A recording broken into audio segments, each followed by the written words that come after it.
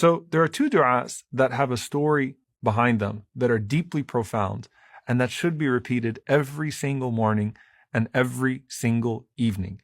The first one is the du'a that Uthman radiallahu ta'ala anhu narrates from the Prophet sallallahu alaihi wasallam, that the Prophet sallallahu alaihi wasallam said that a person will not be harmed by anything in the heavens or in the earth if they say every morning and every evening, Bismillahi alladhi la yadurru ma'ismihi shay'un fil ardi wala fis sama' wa huwa as-sami'ul alim.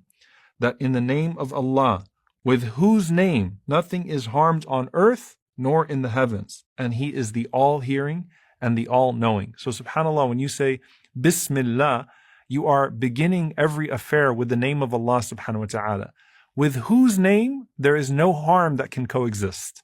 Where Allah is, no harm can be.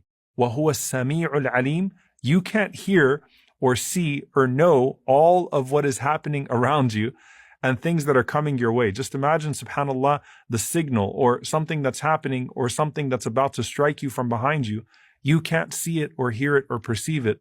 Allah subhanahu wa ta'ala sees, hears, and perceives everything. And so this dua is beautiful. It's comprehensive. And the Prophet ﷺ is saying that if a person says this, it will protect them from all harm in the earth and from the heavens. And there are numerous stories that we have from the Salaf being protected from major things that happened to them because they made this dua. In fact, subhanAllah, even the narrator himself, Uthman radiallahu ta'ala anhu, his son who narrated it from him, Aban radiallahu ta'ala anhu, وعن أبيه, he narrated this hadith from his father. And Aban used to make sure to always say this dua every morning and every evening. And then one day, he was actually struck by an infection and he was partially paralyzed as a result of that infection. So those that narrated the dua from him, they were curious how it was that he was struck by this sickness, by this illness, even though he was the one that taught this dua and he taught this hadith. And he said, radiallahu ta'ala anhu, that, Wallahi, I did not lie upon Uthman radiallahu ta'ala anhu, nor did Uthman radiallahu ta'ala anhu tell a lie about the Prophet sallallahu alaihi wasallam. I say this dua every single day and every single night, and Allah has protected me.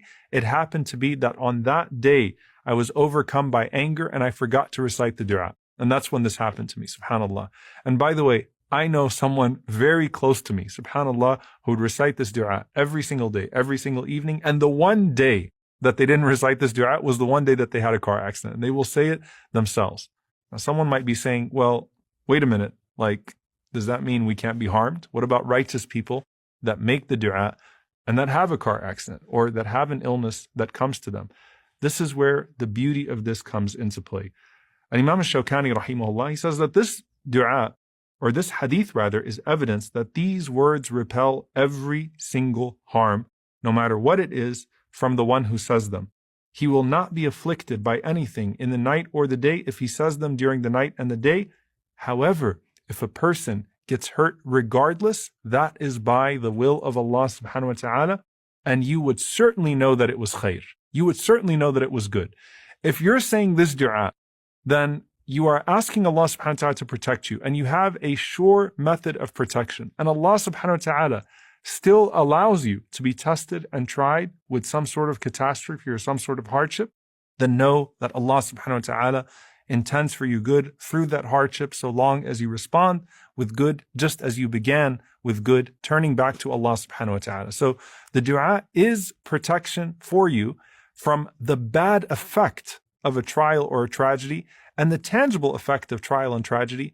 But of course, Allah subhanahu wa ta'ala still will choose to test some of us with some of these trials and tragedies. And that would be khair for us. That would be good for us, so long as we respond in a way that is pleasing to Him. So this is the dua, Bismillahi alladhi la yadurru ma'ismihi shay'un fil ardi wa la fis sama' wa huwa as-sami'ul alim. You say it 3 times in the morning and 3 times in the evening.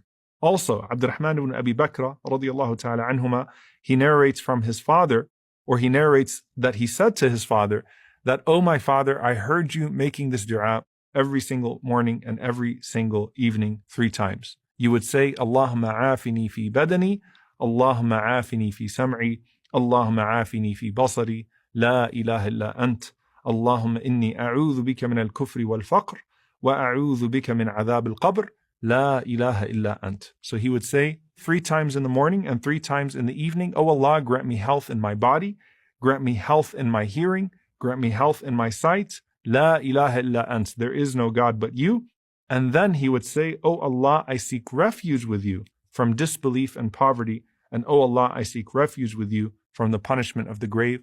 There is no God but you. So he said, I asked my father, I see you saying this every single day and night 3 times. And he responded and he said, I heard the Prophet ﷺ doing the same. وَأَنَا أُحِبُّ أَنْ أَسْتَنَّ بِسُنَّتِهِ. And I love to practice the sunnah of the Prophet ﷺ. So these are 2 du'as that are already in your morning and evening remembrance, and they are preventative of actual hardship coming your way and actual tests and trials coming your way.